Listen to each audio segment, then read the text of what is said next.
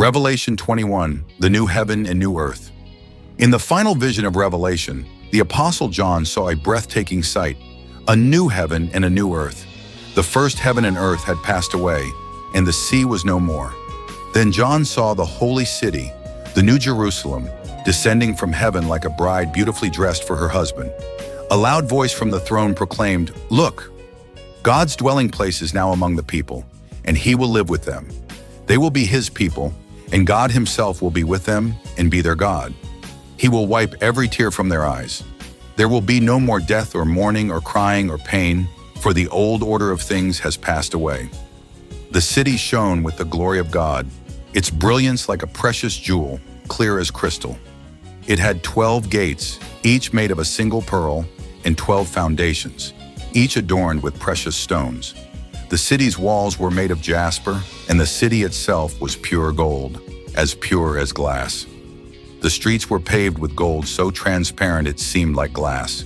There was no temple in the city, for the Lord God Almighty and the Lamb were its temple. The city did not need the sun or moon to shine on it, for the glory of God gave it light, and the Lamb was its lamp. The gates of the city were never shut, for there was no night there.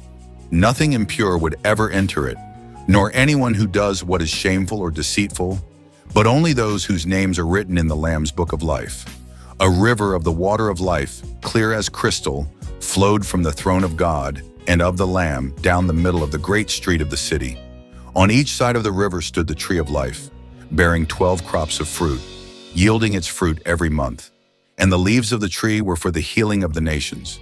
No longer would there be any curse. The throne of God and of the Lamb would be in the city, and his servants would serve him.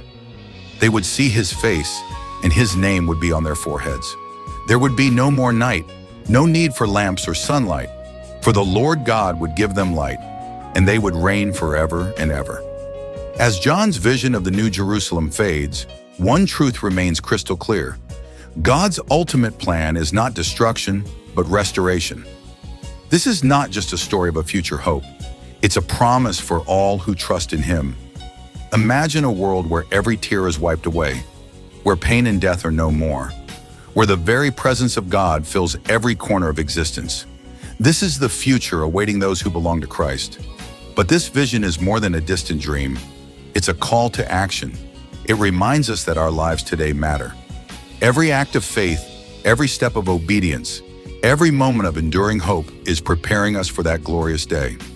The New Jerusalem is not just a place, it's a promise that God's light will outshine every darkness, that his love will overcome every evil, and that his kingdom will reign forever.